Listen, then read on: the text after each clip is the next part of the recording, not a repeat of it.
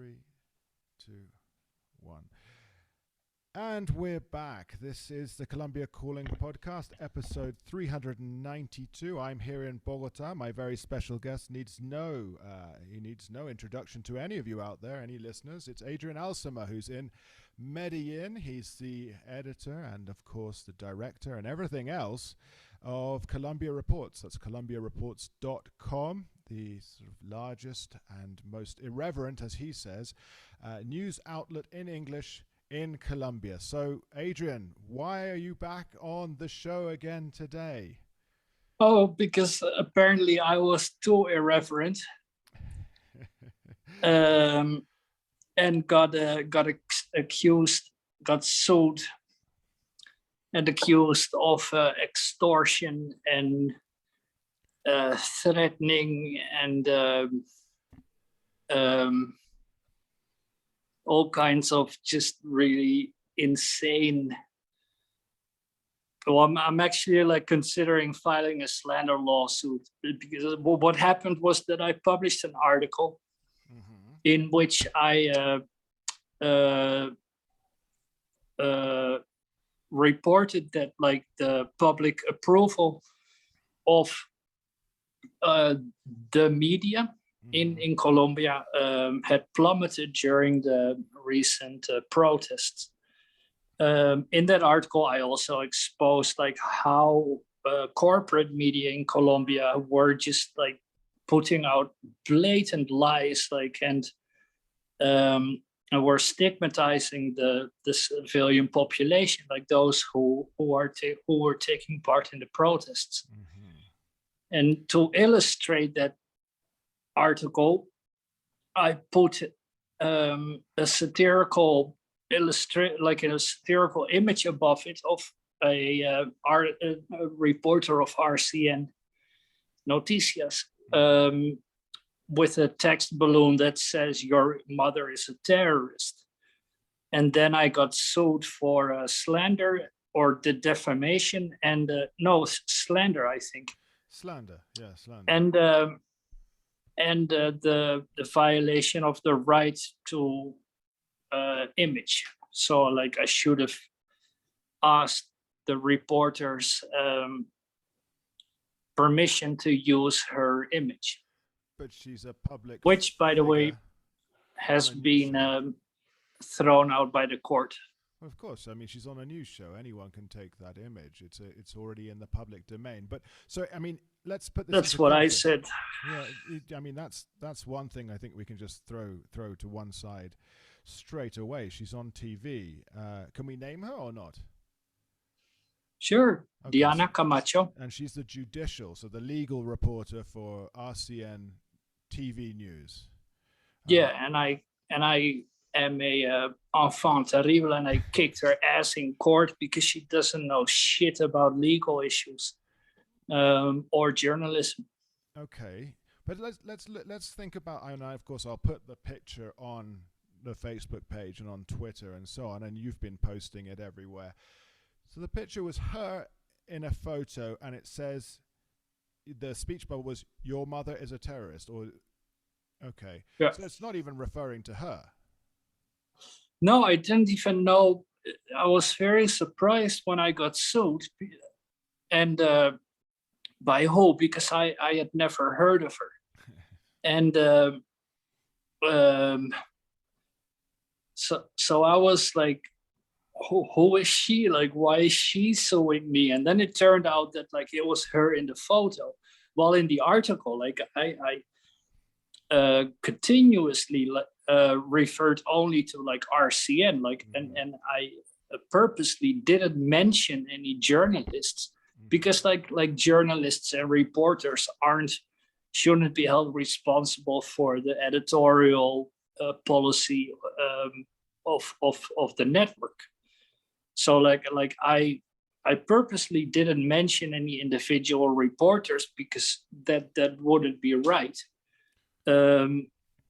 I just used the image of what I consider a generic image of a reporter, to illustrate the absurdity of the lies that are being told on RCN. And subsequently, I got sued and accused, like in Colombian media, like of being behind an extortion attempt of the lady, and like the most absurd. I was accused of the most absurd things, like, and in none of the media, like, they actually appear to have read the article or my responses to the accusations, that were generally just kind of ridiculing the whole nonsensical accusations I was thrown against me. But before we get into what she accused you of later, what was the article about? It was in response to an RCN news report, TV. No, it was a report on a Gallup poll, in which which showed like a significant drop in public approval of the media. Like the majority of people have stopped believing in the media, or have like stopped approving of the media. Yeah, I thought this is relevant because like as a journalist, like, it's important that when you report something that people approve of your reporting, like that people consider this a contribution to democracy. Like, that's the whole point of why the press exists in the first place. And this has turned around in Colombia, and I went looking for answers, like, why has this turned around, and why has this turned around during the protests? As it turns out, like, the corporate TV channels, like the commercial TV channels here in Colombia, were broadcasting like blatant lies, like, about like the protests that were enjoying a broad support, like, from the public. So people considered the media as hostile to their to them exercising. That's what I assume. I assume people have actually told it to me, like, that they just feel that the media are not respecting their democratic rights. So, like, if they oppose the government, then the media will immediately start stigmatizing, like, people who do nothing but like exercise their democratic right to peaceful protest. And so that's what I exposed in the article, with a number of examples of how RCN specifically were just not telling the truth. Like, they were claiming that prices had gone up after an interview in which like a grocery salesman said that the prices had gone down.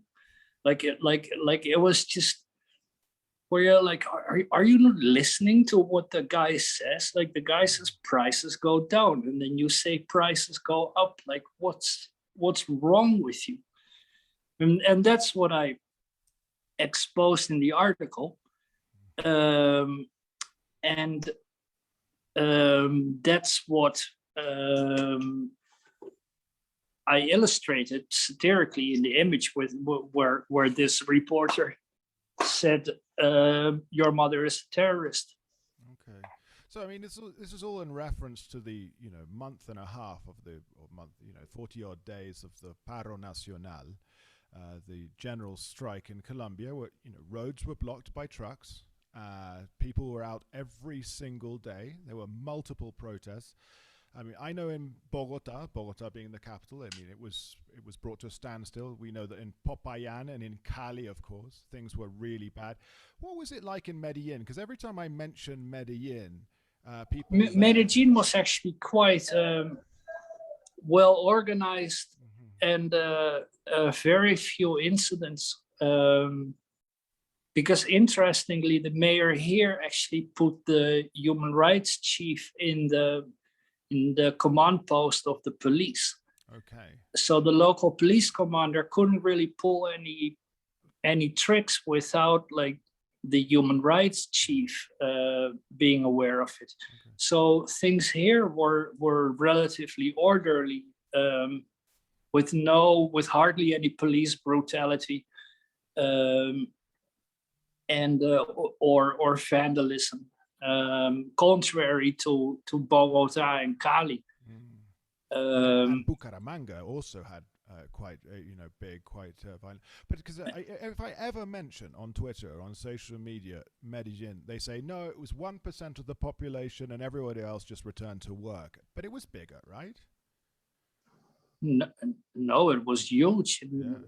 It was just a lot more orderly. And like it was supposed to go, like a peaceful protest.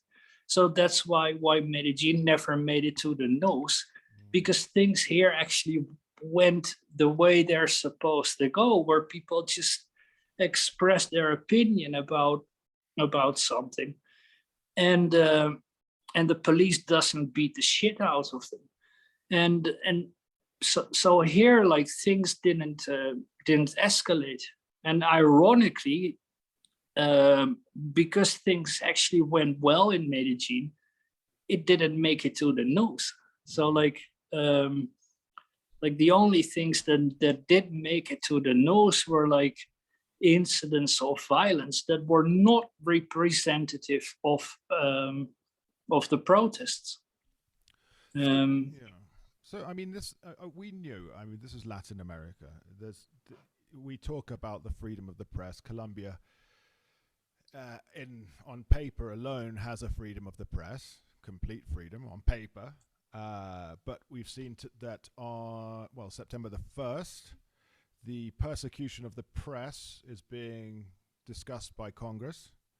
That's Law 090. It was written in 2021, so that's this year. And it's mainly aimed because of what happened against the journalists in Cali, no? Canals, Channel 2. No? There's two things going on. Congress debated a law against the judicial harassment of journalists, of which I, in my opinion, am the victim of. So like I write an article, and then like I get sued without this lawsuit having any legal merit. So like the laws, I was sued, that the court threw it out because it didn't have any legal merit. I then got stigmatized and accused of all kinds of nonsensical things. So the legal harassment is being debated in court, and that's also why I am considering to file charges, and hope to get to the Constitutional Court to create a legal precedent that shields journalists and people who express their opinions from judicial harassment. That's what Congress is talking about. Then there was a ruling by it's not called a ruling, but the Inter-American Commission on Human Rights, the AICHR, ordered Colombia to protect two journalists from Cali, from Canals, who have been really reporting on the police brutality in Cali, and have been suffering the consequences of it. I talked to the director of Canals the other week, and there were like people shadowing him, and even um, aiming their guns at him for a few weeks now. So and that's because Canals has done an outstanding job on reporting on the police brutality. So it looks like the better you do your job, like the harder the consequences are of your reporting.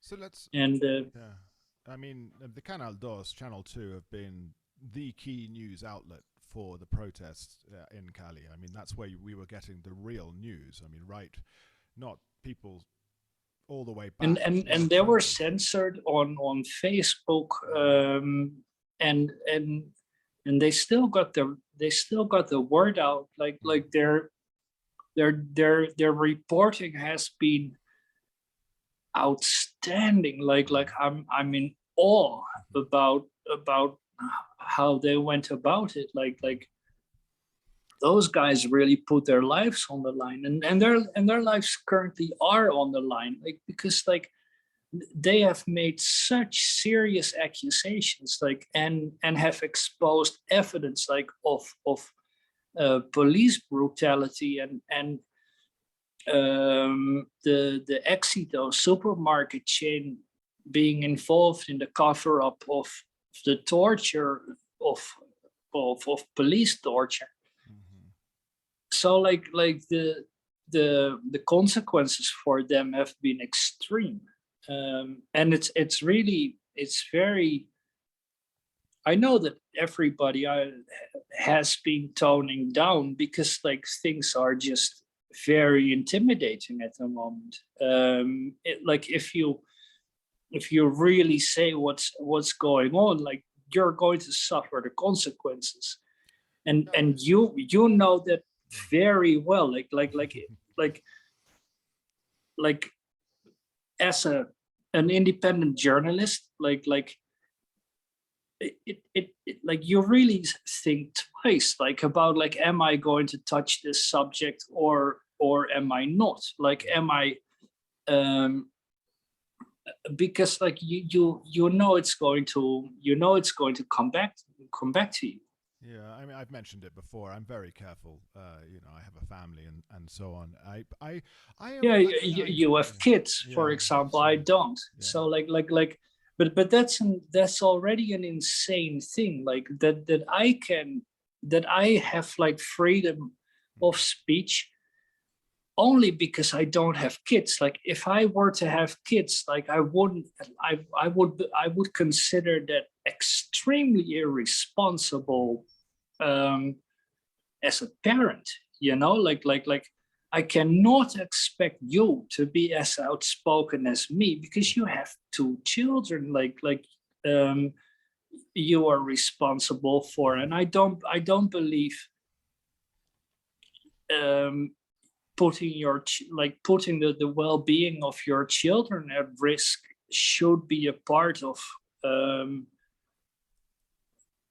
your job as a journalist, you know, and that is the case. So like that forces like journalists with parents like to journalists with children to just quiet down, and then you have mainly like young and single journalists like who are left over, who can report on shit, but are also more easily singled out for harassment, as I noticed. My big coming back to a point prior to the children issue. I don't know why the Éxito story and the disappearance of we don't know where 60 odd people are. It's probably more, but I was looking at Temblor's website the other day. I don't know why this isn't a bigger story. That a main chain supermarket, a national supermarket chain, has allegedly been used as as a police base for nefarious activity in Cali. I don't know why that's not a bigger story. I don't know why that's not something that we're investigating. Obviously, and I reached because out there is a. I was just investigating drug trafficking, and the info, and I came up on an article, and I saw that a container of Technoglass, a plastic producer in Barranquilla, was used to transport cocaine. Mm-hmm. And I was like, well, that's interesting, because when we talk about drug trafficking, we don't talk about port authorities. We don't talk about the export companies that put products inside containers, the banana companies, the whatever export companies, the corporate companies that export products or produce that contain cocaine. And the same with the protests. As soon as there's some sort of corporate involvement in criminal activity or even crimes against humanity, everybody just goes quiet. We've seen it with the paramilitary still. They were financed by Ecopetrol, allegedly. So that's the country's largest oil company, Postelbon, allegedly, the country's largest soft drink producer. None of that has gone to court, despite multiple testimonies by paramilitary commanders corroborating the claims made by others, and it's just not being investigated.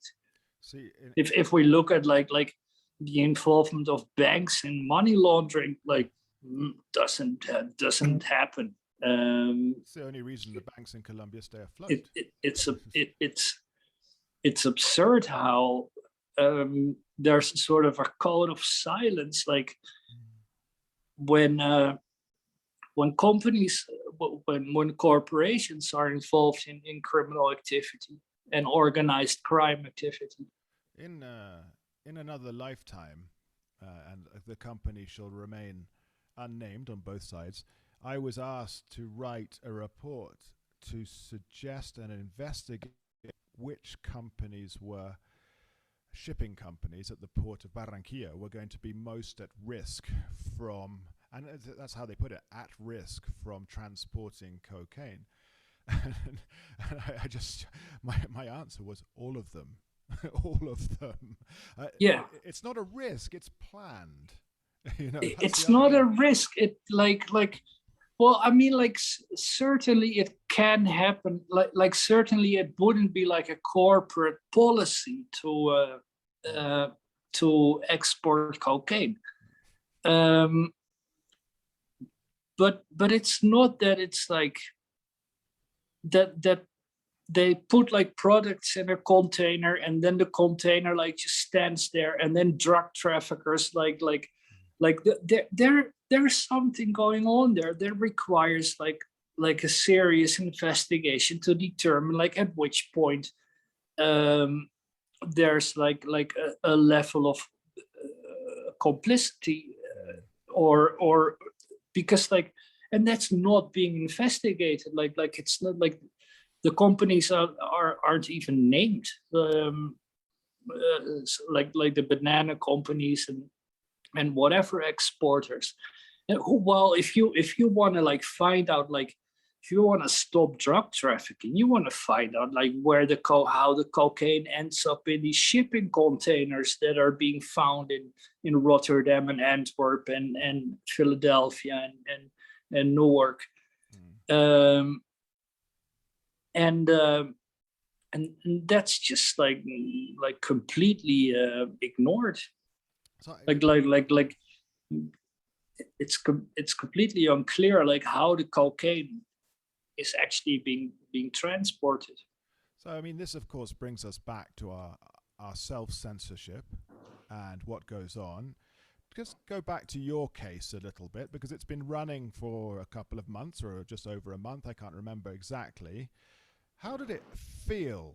I mean, how did you respond that you get this call, or you get this, I don't know, it's a legal document that comes through and says you're being sued? I mean, the fear levels rise. You worry for your personal well-being. Well, not with the. As long as it stays in court, I'm cool with it. Like, because like I'm, as a journalist, also, like if I decide to use satire, like I'm supposed to. I'm supposed to like maintain my activities legal, and Colombia's constitution like gives every. Like there's nothing wrong with Colombia's constitution. Like there's no unreasonable limits to the freedom of expression and the freedom of the press. So I think it's a good thing that people have the ability to sue media if they feel that they are being treated wrongly. In this case, like it was harassment, because like I got sued like without even being said like, hey dude, was that necessary? You know, like at which point I would be like, oh, I can put a smiley on top of your face, you know, like I would be making the same point. And there wouldn't be any legal things. Like when I got sued, I was like, well, I'm really sorry, I'm not going to not make a joke. I'm not going to I'm not going to accept that a court tells me that I can't make a joke. So I was like prepared to like literally like go to jail for a few days, like, which is in itself absurd, because like you, yeah, it was an absurd situation, like I was put in, and then she accused you of blocking her accounts and hacking her accounts, and so that became another and issue. Extorting her and threatening her and all kinds of things. Let's just get this clear. You didn't do any of these things. That were just completely paranoid. Like it was, but it was quite typical of the stigmatization that people are subjected to who criticize like certain people in power. And like if you criticize like the this is not even like exclusively, this is not a, this is a very cultural thing, like because like there's a, it happens there's a lot of stigmatization against people who criticize the far right, for example, but it's not exclusive. Like if you criticize Petro for being for being very women unfriendly, you're also being well, you also suffer the consequences. So there's like a cultural like hostility that is just detrimental to the freedom of speech. And it obviously like it happens like more to those who criticize the government, because like anyone, like abuses will always take place where power is. So like if you put like a left-wing government in power, you see this in Mexico, for example, or in Venezuela. You put a left-wing government in power, and you see the same abuses. Like if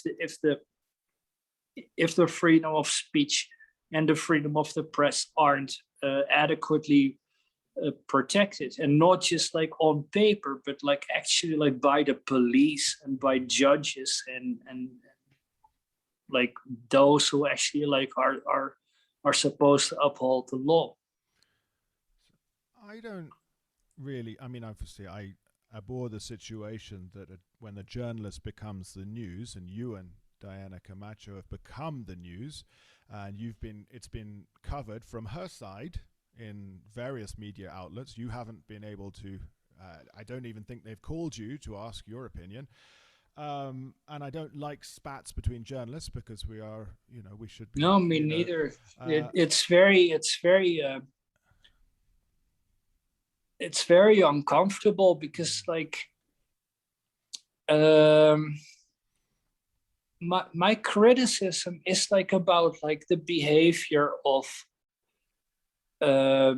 media corporations, not my colleagues, like that lady that sued me. I doubt she's actually like, I'm not even sure if she actually is the one who sued me, because like we journalists don't have fucking time to go about suing each other, like because like we're supposed to be like, if you work for a TV network, you're supposed to be in the office and go out like and do all your like reporting.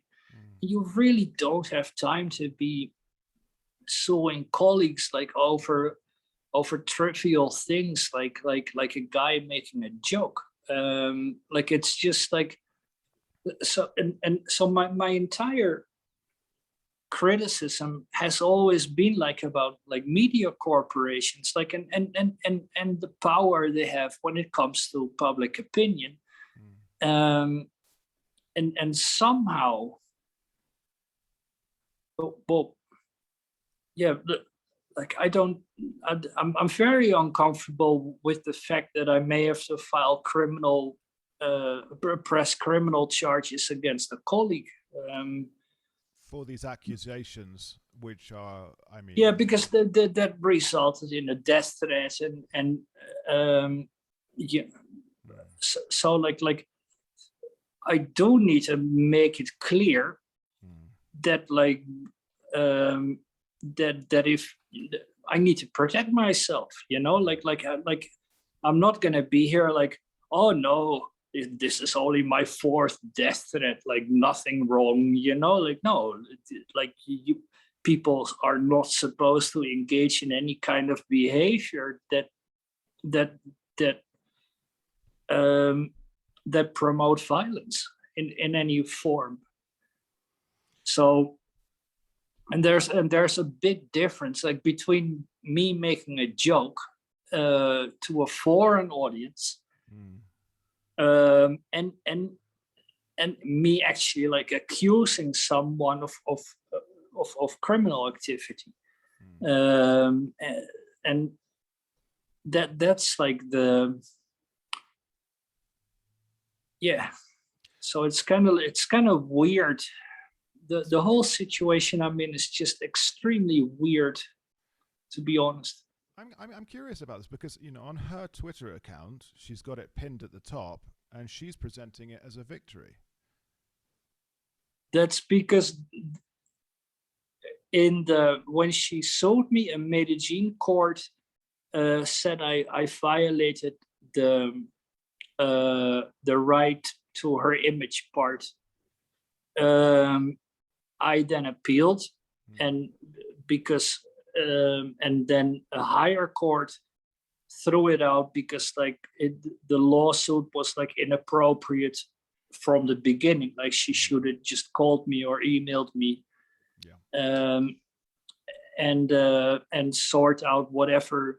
And that's also my opinion. Like because like even if like my joke were legal, but simply like bad taste or not necessary, like then there's absolutely no, I wouldn't have any problem with like changing the joke, like so that like just like to maintain the peace, like my whole article was about like media behavior, not not colleagues in particular. So